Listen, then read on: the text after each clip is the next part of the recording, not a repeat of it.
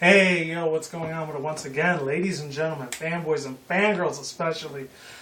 This is the one, the only, of course, Mr. Criticism Guy 2009, aka Nintendo Sony for 2011, and of course, Nintendo Anime Mind Guy 360. And definitely, if you haven't seen my other video on my Nintendo for 2011 channel, my Nintendo Sony for 2011 channel, whatever you want to call it, I ended up doing like a TCG opening. It's probably the last one I'm going to do out of this year. I'm going to be doing one final speed run. It's probably going to be before Thanksgiving because Wednesday all the way through Saturday, I'm not going to be doing videos at all. I'm going to be spending a lot of time with my friends and real life family and all that, my real friends and stuff.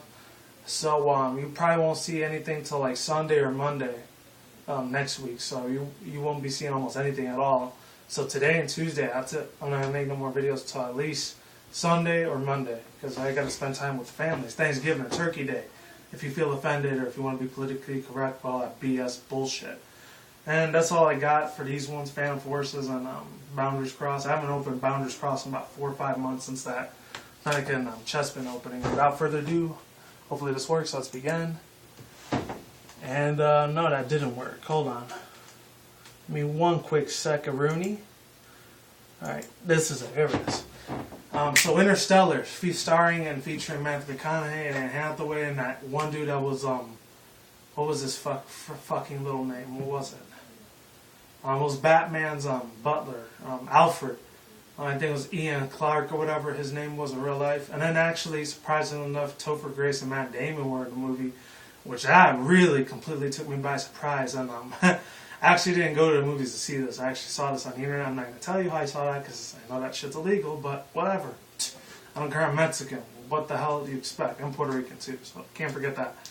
But anyways, yeah, I've been seeing a crap ton of new movies on that site too. I'm not going to say what it is, but it was fucking amazing. It was awesome as hell.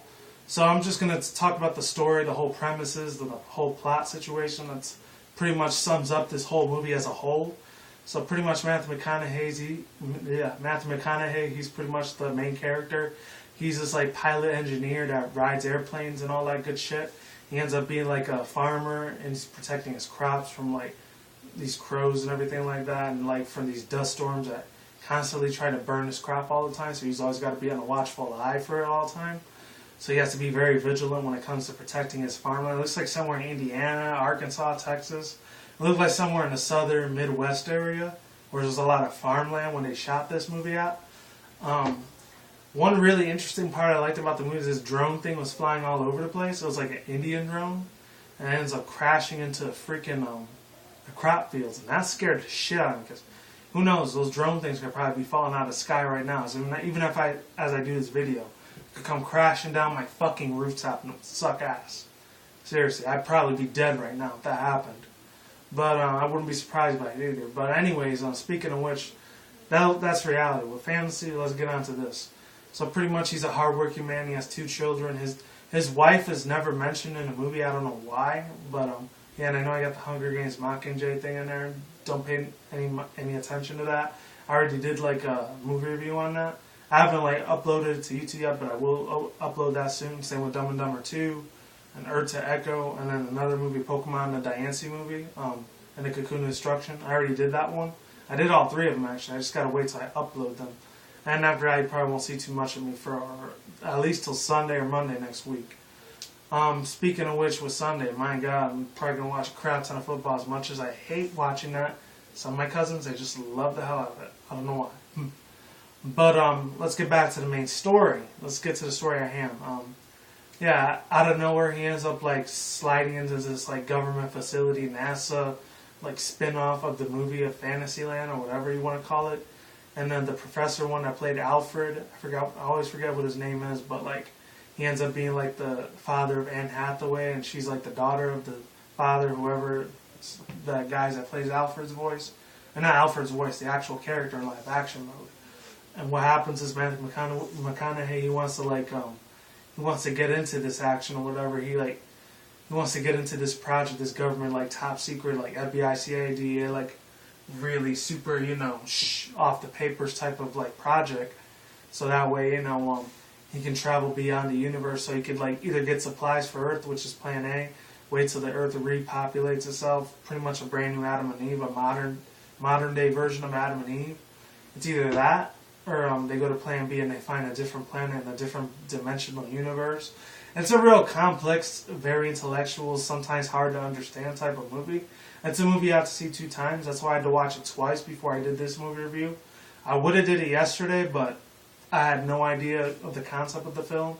Plus, I haven't seen it yet, so how can I review a movie I haven't seen, you know? And Christopher Nolan, like, he must have been on an acid trip when he made this movie, because this shit freaked me the hell out, man. I was thinking to myself, what in God's name and what in the fucking hell is this man on? What type of drugs is this dude, what type of controlled substances is he, like, using right now, you know?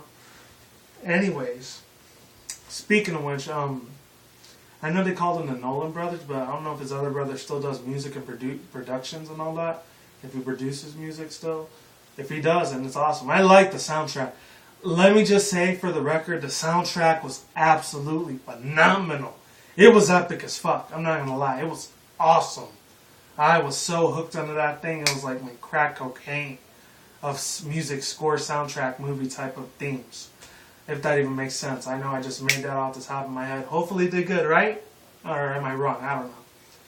But anyways, ladies and gentlemen, Anne Hathaway, I feel like she didn't have too much part to do with the movie. Just like, I feel like she wasn't really acting that much. Like, she didn't really want to be there. Because, like, the way she was acting was, like, kind of like, I don't give a fuck about this movie type of thing. Just give me my $50, $100 billion paycheck and get out of here. That's what I felt like she was doing. I felt like she didn't put a lot of effort. Like, when the first time she worked with Christopher Nolan in The Dark Knight Rises, which was last year, of course. Really beautiful, amazing movie. Or I think it was the year before, I forget. It's 2012, 2013, what the hell ever. Yeah. Speaking of which, you know, with Anne Hathaway, I think she's doing another movie next year. I don't know what it is, but it's something real big. What else? Yeah, I already talked about the plots and the premises of the movie. It's pretty much about Matthew McConaughey. He goes into this big giant wormhole.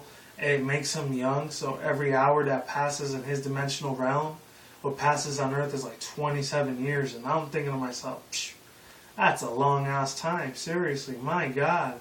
That just goes to show you that this planet here on Earth is just, it goes so much faster than every other planet. I don't know what it is. I'm not a scientist. I'm not a rocket scientist or a geologist or like, what's it called? I'm trying to remember the name for it. It was a Greek word. I think they were calling him astrologist. I never studied astrology, so I have no idea what that's about.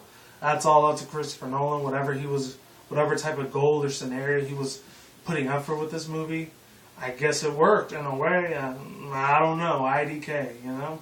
Meh? I don't know. But yeah, the last 2 things I'm going to say about this movie may be a little bit more. I really wasn't expecting that one dude, Matt Damon, to be in a movie. He ended up being like Professor Mann or something like that. Dr. Manning. And he ended up like sleeping for over 1,000 years, and he just wanted to wake up, see his like family and friends and all that. He's like, I'm doing this for the good of the people. And then there's this big giant, you know, that little rotating thing, and that goes like that, like a hamster wheel that goes into like the little space rocket. That's fucking awesome. I like that. The way that the turbines just rotate left and right, like that's fucking cool. I like that little concept of the movie. And the way Matt Damon tries to hijack into it, it blows up and explodes one of the pieces of the hamster wheel, and then it goes. I felt like Christopher Nolan, in a way, he kind of stole some of that shine from Gravity, the movie that came out last year. I think it was earlier this year. I never did a movie review on that, but because George Clooney wasn't in. Let's face it, I'm not a huge ass fan of George Clooney, because due to private reasons, I'm not going to get into it. Because I'm going to sound like a racist asshole if I do. But anyways, what was I saying about Matthew McConaughey? The guy was freaking legend in this movie, man. He went through so many different dimensions. And then the one part when they went in that water planet, that was fucking weird, dude.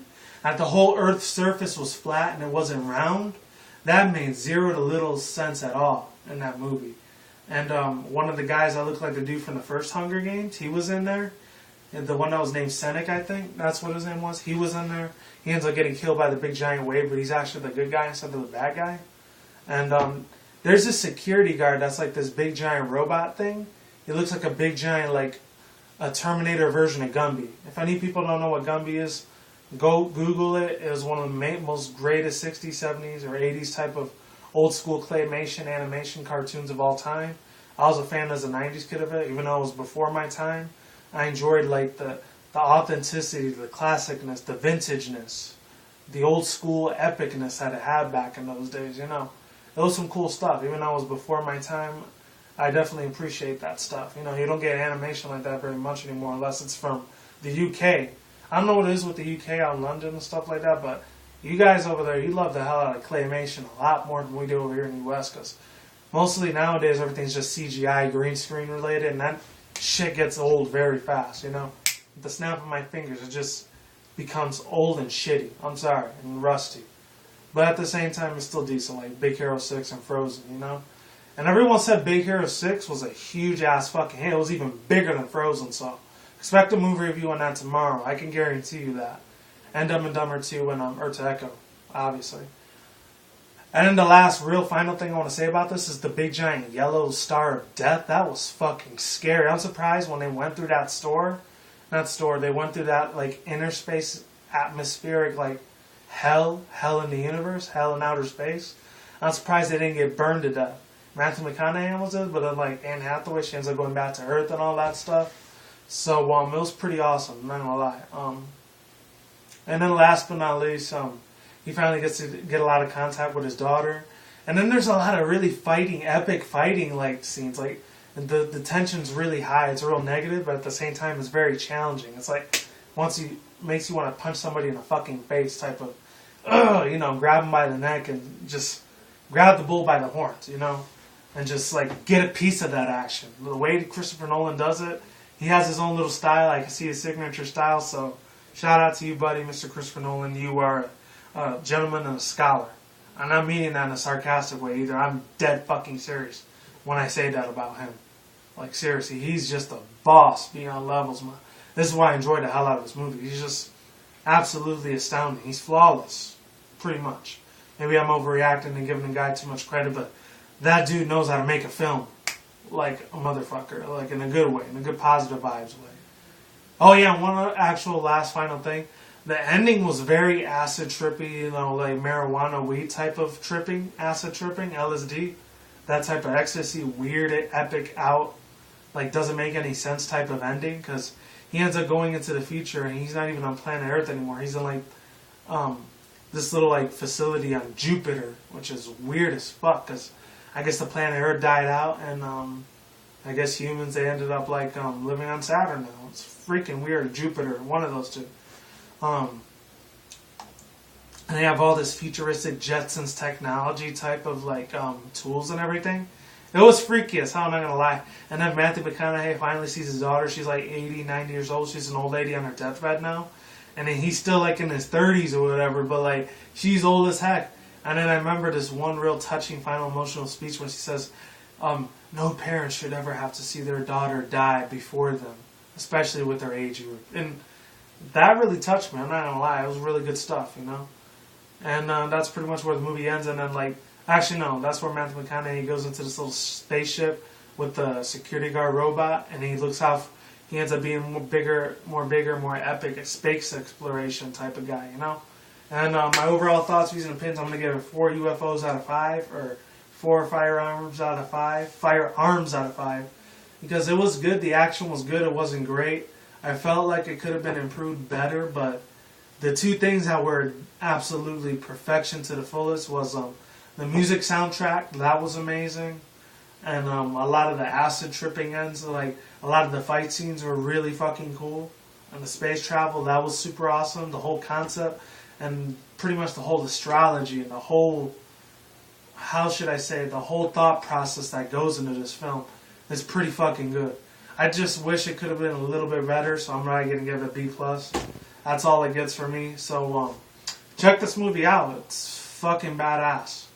You know, the epicness, the script writing was good, the directing, the producing, the whole concept of outer space, the whole astrology, ideology type of thing. It's probably got some Scientology into it too. I'm not crazy about that, because the whole dimension thing kind of like threw me off, but at the same time, I felt good, you know?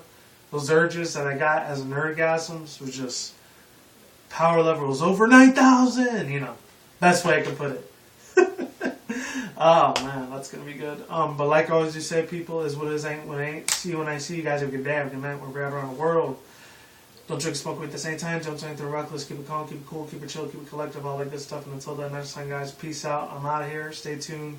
More videos coming soon, and I'll see you in the next one. Videos almost every single day.